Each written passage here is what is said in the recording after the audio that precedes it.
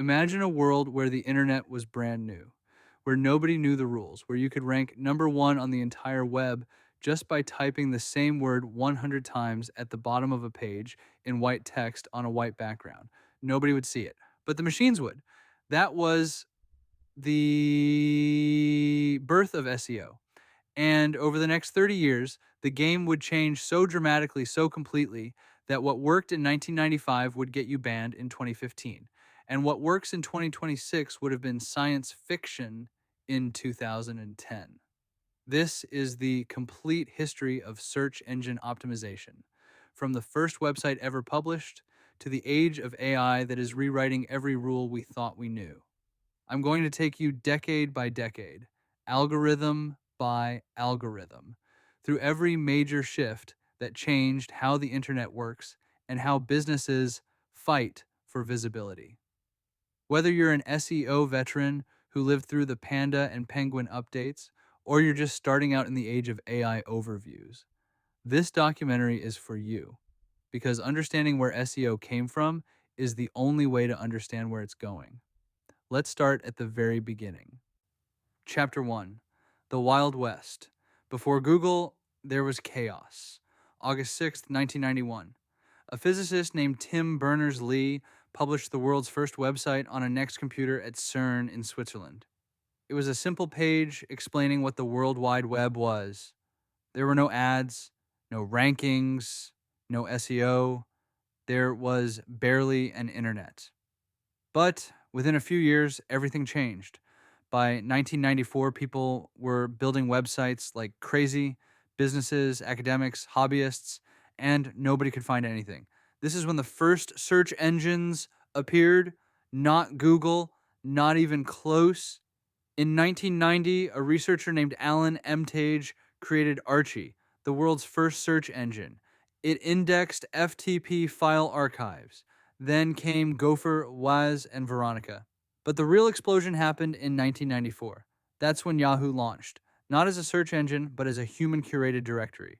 Real people were literally sitting in offices, visiting websites, and deciding whether they were worth listing. If Yahoo included your site, you were set. If they didn't, you basically didn't exist. The same year, AltaVista and Lycos launched, InfoSeek, Excite.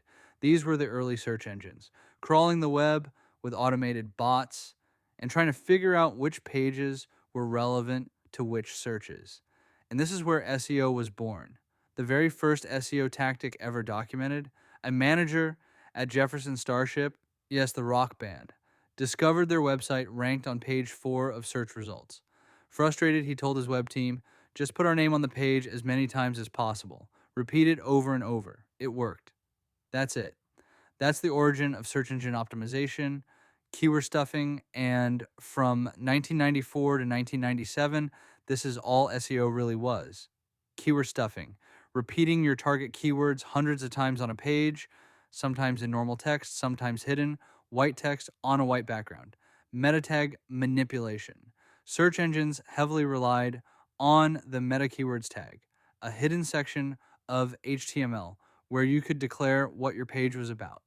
The trick? Stuff it with every keyword imaginable. Doorway pages. Build hundreds of nearly identical pages, each optimized for a slightly different keyword, all funneling to your main site. The search engines of this era were incredibly naive. They essentially trusted whatever you told them. In 1997, a man named Danny Sullivan launched Search Engine Watch, the first major publication dedicated to helping people navigate these new search tools. SEO was becoming a real profession, but the chaos couldn't last. Someone was about to change everything. Chapter 2, The PageRank Revolution. Two Stanford students changed the internet forever. 1996, two Stanford PhD students, Larry Page and Sergey Brin, had a theory. What if, instead of ranking websites based on what they said about themselves, you ranked them based on what other people said about them? What if a link from one website to another was essentially a vote of confidence? And what if some votes counted more than others based on how many votes that voter had received? They called it PageRank, named after Larry Page, and it was brilliant. Think about it like academic citations. If a paper is cited by hundreds of respected researchers, it's probably important. If a random blog nobody reads cites it, that doesn't mean as much. PageRank applied the same logic to web links. Their project, initially called Backrub, became Google. The company launched on September 27th, 1998. And in the first few years, Google was remarkable. The results were clean, relevant, better than anything else on the market. Within 3 years, Google had captured the majority of search traffic. Yahoo, AltaVista, Lycos, they were fading. For SEO practitioners in 1998 to 2002, the playbook completely changed. On-page keywords still mattered, but now off-page links were the real currency. If you could get the New York Times to link to your website, your rankings would explode. Backlink building became an industry. People were cold emailing webmasters, writing guest posts, creating resource pages just to attract links. The concept of link juice emerged. The idea that when a high authority page linked to you, it passed some of its ranking power to your site. Google also introduced the Google toolbar PageRank score, a visible 0 to 10 number showing any site's authority. This became obsessively tracked. Websites with PageRank 8 or 9 were internet royalty. The year-by-year SEO strategy in this era was simple. Get as many links as possible from authoritative sources. Directory submissions, press releases, partnerships. Google launched AdWords in 2000, proving they could monetize search. And by 2002, the age of Google was firmly established. The question was, could the spam artists keep up? Chapter 3, The Algorithm Wars, Black Hat versus Google. The arms race begins.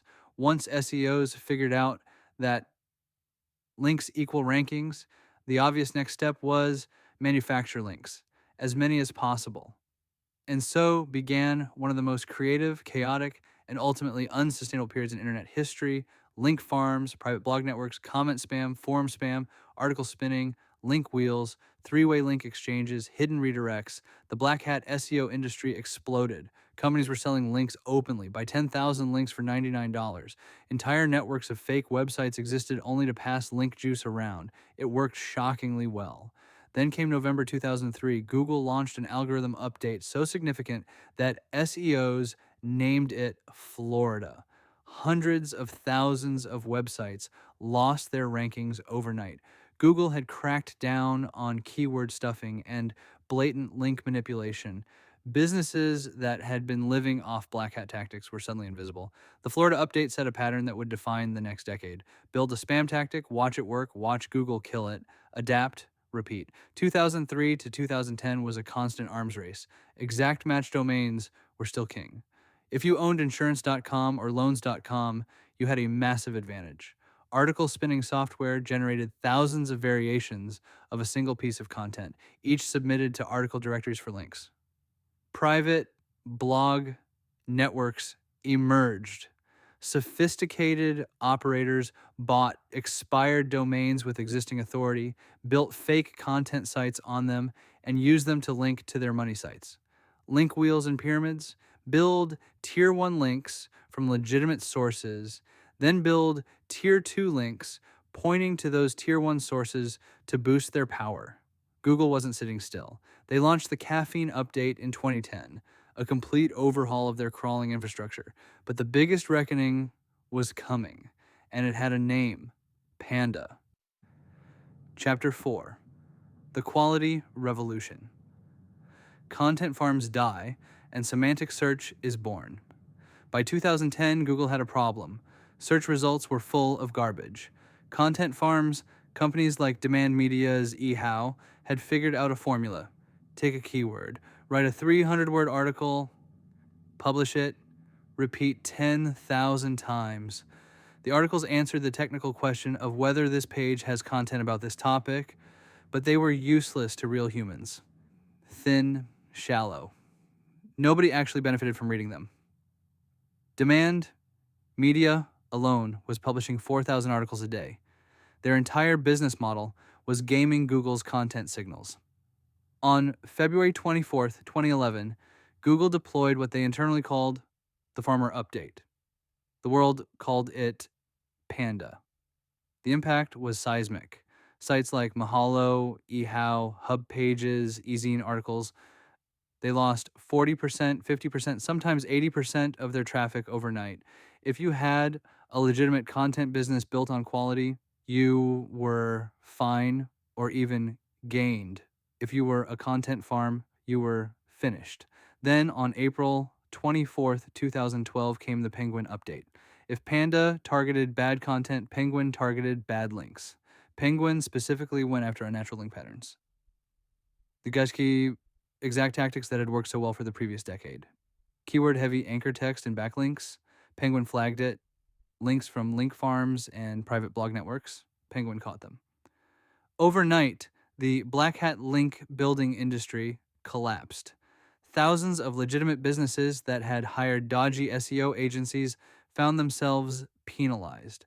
But the most intellectually interesting update came in August 2013. Hummingbird. Before Hummingbird, Google essentially took your search query, broke it into individual keywords, and tried to match those keywords to pages. But language doesn't work that way. Hummingbird introduced semantic understanding. Google now tried to understand the intent behind a query, not just the words. This had massive implications. Topical authority emerged as a concept. A site that comprehensively covered a topic was seen as more authoritative than a site with one great article surrounded by thin filler. The SEO industry was forced to grow up. The era of user intent had begun. Chapter 5. Mobile goes first. The world fits in your pocket. In 2014, something unprecedented happened in digital history. For the first time ever, more people accessed the internet from mobile devices than from desktop computers. Google had been watching this shift for years, and they knew they had a problem. Most websites in 2014 were built for desktop. They loaded slowly on mobile, had tiny text, required pinching and zooming, and often crashed mobile browsers entirely. Users were searching on their phones and getting terrible experiences. April 21st, 2015, the SEO community called it Mobilegeddon. Google officially started using mobile friendliness as a ranking signal for mobile searches. Sites that weren't mobile optimized lost rankings. The panic was immediate. Web developers worldwide scrambled to implement responsive design. But mobile optimization was just the beginning. In 2015, Google also announced something that would reshape the entire future of search: RankBrain. RankBrain was Google's first major deployment of artificial intelligence, specifically machine learning, into its core ranking algorithm. It became the third most important ranking factor after content and links. What did RankBrain do? It learned. It analyzed patterns in search queries it had never seen before and figured out what kind of result users actually wanted. It also optimized for user behavior signals.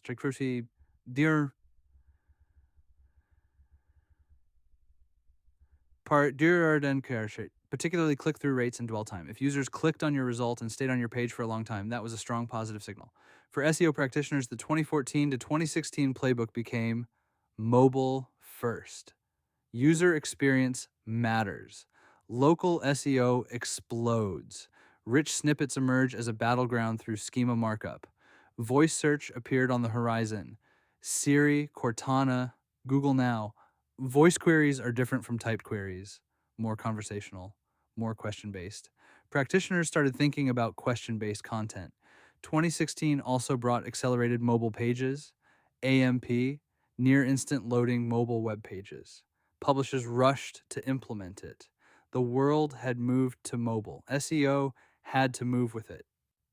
Chapter 6. Trust, Expertise, and Language. The Quality Rater Guidelines become law. By 2017, Google was fighting a new enemy: misinformation. The 2016 election cycle had exposed a problem. Fake news sites, conspiracy pages, and low credibility content were ranking high. Google was surfacing health misinformation, financial scams. Sites that looked professional but had no real credentials were outranking legitimate experts. In 2015, Google had expanded their quality rater guidelines on document given to thousands of human contractors who manually evaluated search quality. Inside this document was a concept called EAT: expertise, authoritativeness, and trustworthiness. EAT wasn't technically an algorithm, no one could see it in the code, but it represented what Google's algorithms were trying to measure. YMYL, your money or your life. Content about health, finance, legal matters, safety, domains where bad information could literally harm people, and it was held to a higher EAT standard.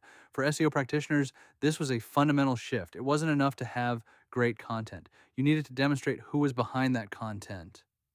Author bios became critical. Who wrote this? What are their credentials? Are they a doctor writing about medicine? A certified financial planner writing about investing? Reviews and reputation management became SEO disciplines. What people said about you on Yelp, Trustpilot, Google reviews, this fed into how Google perceived your trustworthiness. Then in October 2019, Google deployed BERT, and this changed everything about how language was processed. BERT, bidirectional encoder, representations from transformers, was a natural language processing model that understood context within sentences bidirectionally. For practitioners, the message was clear: write for humans. Stop optimizing for keyword density. Use synonyms. Use related terms. Explain concepts fully. Don't repeat your keyword awkwardly 15 times. The year-by-year strategy. Build author profiles, establish credentials, build topical depth, optimize for featured snippets, prepare for BERT by auditing all content for natural language quality. By the end of 2020, SEO had professionalized enormously. It was a billion-dollar industry. There were specialized practitioners for technical SEO, content strategy, link building, local SEO, international SEO, and e-commerce SEO. Chapter 7. The Experience Era, Speed, Stability, and the Helpful Content Revolution. 2021 was the year Google officially told the world, user experience is a ranking factor. Not indirectly through behavioral signals, not theoretically through quality guidelines. Officially, measurably, with specific metrics, core web vitals. Google introduced 3 key measurements. Largest, contentful paint. How quickly does the main content of your page appear? Google said under 2.5 seconds is good. Over 4 seconds is poor. First input delay. How quickly does your page respond when a user tries to interact with it? Under 100 milliseconds is good. Cumulative layout shift. Does your page layout jump around as it loads? Images pushing text down. Ads appearing and moving content. A score under 0.1 is good. In May 2021, Core Web Vitals became an official ranking signal as part of the Page Experience Update. This was a massive deal for developers. Suddenly, My Site Works wasn't enough. You needed to pass 3 specific performance benchmarks. Technical SEO had a new frontier. The best practitioners weren't just optimizing title tags and building links. They were digging into render blocking, JavaScript, lazy loading strategies, image compression, and CDN configurations. But perhaps the most consequential development of 2021 to 2022 wasn't about speed. It was about intent. The Helpful Content Update, launched in August 2022, specifically targeted what Google called search engine first content. If your content strategy was built around finding keywords and producing content to capture them without genuine value for real readers, you were in the crosshairs. Google said to ask yourself, if Google search didn't exist, would you still create this content? Is there a real audience for this outside of search traffic? For practitioners navigating 2021 and 2022, the winning strategy was clear. Optimize your core web vitals aggressively. Build genuine topical authority. create firsthand content, and build your brand. Chapter 8: The AI Disruption. ChatGPT broke everything we knew. November 30th, 2022, OpenAI launched ChatGPT. Within 2 months, it had 100 million users, the fastest product adoption in history. And for the SEO industry, the questions came fast and loud. If people can ask an AI anything and get an instant synthesized answer, why would they use Google? If AI can generate unlimited content in seconds, what happens to the content creation industry? The anxiety was real and justified. In 2023, Google responded with the Search Generative Experience, SGE, a direct response to the AI search threat. SGE placed an AI generated response at the very top of Google's search results, above the organic listings, above the ads. Testing showed that when SGE appeared, click-through rates to organic results dropped significantly, sometimes by 30 to 40%. But here's what's fascinating about the 2023 to 2024 era. Google search was still dominant. Despite all the AI hype, ChatGPT and other AI tools were sending a tiny fraction of Google's traffic to websites. Google was still sending roughly 345 times more website traffic than all AI tools combined. However, the traffic from AI tools had a different quality. People who clicked through from an AI tool's response were converting at 4 to 23 times the rate of people from traditional search. They came in highly informed, already pre-sold on a solution. The content industry had its own reckoning. AI could generate plausible content at scale. The helpful content update expanded and intensified. The March 2024 Generative update was one of the most disruptive in Google's history. For practitioners in 2023 and 2024, the strategy split into 2 tracks. Track 1, win in traditional Google search with genuine expertise and original research. Track 2, build presence in AI systems. Get your brand and content cited by ChatGPT, Claude, and Perplexity. New job titles appeared: AI SEO Specialist, Generative Engine Optimization Consultant. The rulebook wasn't being thrown out.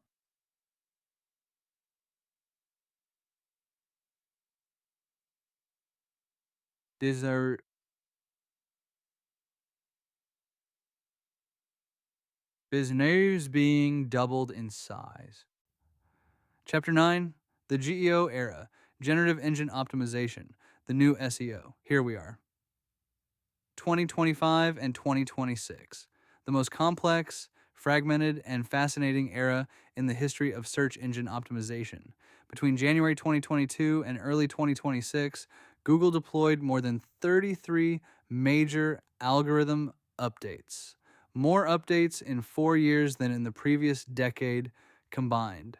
The pace of change has become relentless. Meanwhile, AI search has gone from experiment to mainstream. Google's AI overviews now appear on a significant percentage of all searches. Perplexity AI has grown to hundreds of millions of users.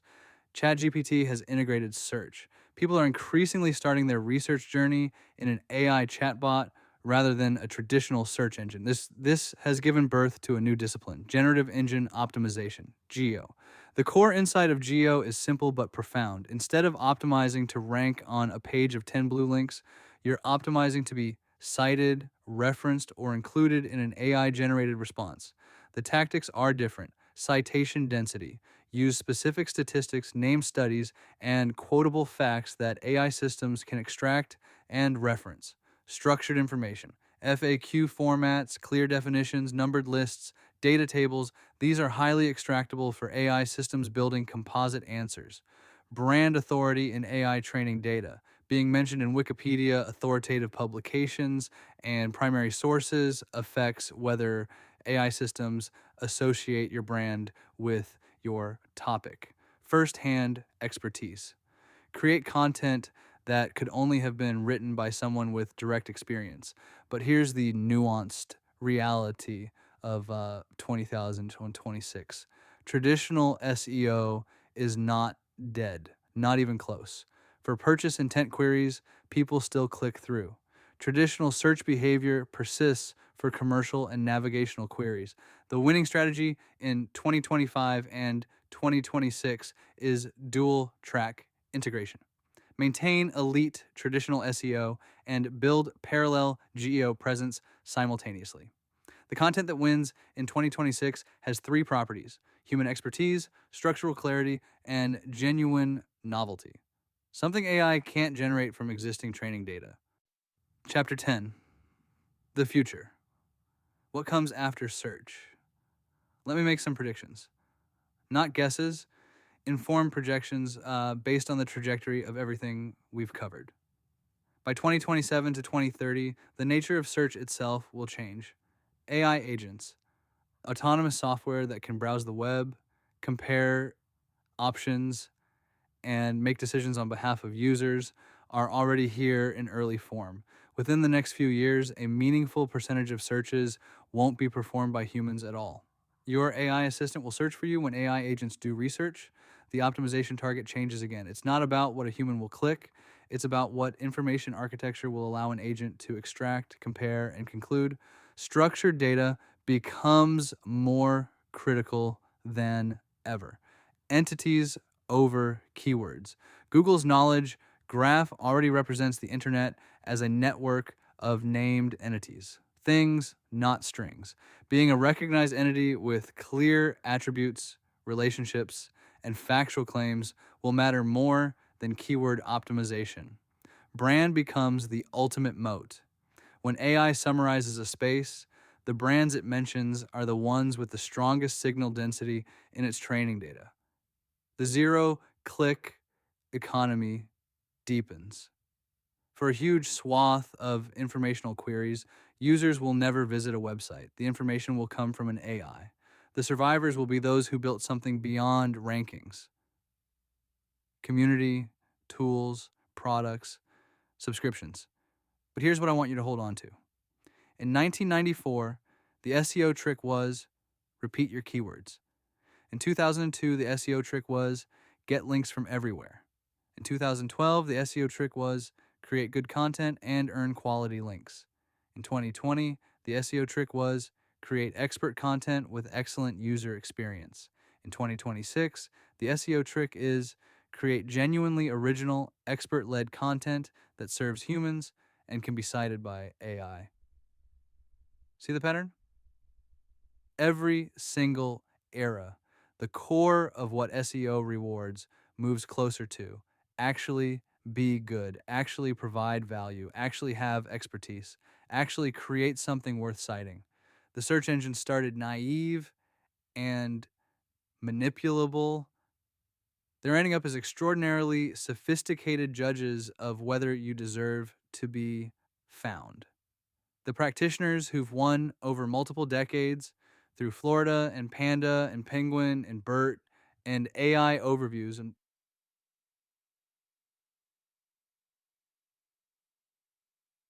are the ones who built for the permanent principle behind every algorithm: help people find what they're actually looking for. The internet is 35 years old, SEO is 30 years old, and despite every disruption, the fundamental truth has never changed. If you create something genuinely, demonstrably valuable to the people you're trying to reach, the algorithm will find a way to reward you. That's always been true. That will always be true. Subscribe if you found this valuable. I'll be documenting the future of SEO as it unfolds in real time. And if you want to know exactly how to apply these principles to your business in 2026, the link in the description will take you to my SEO audit and build program. The game keeps changing, but the winners are always the ones who understand the history. See you in the next one.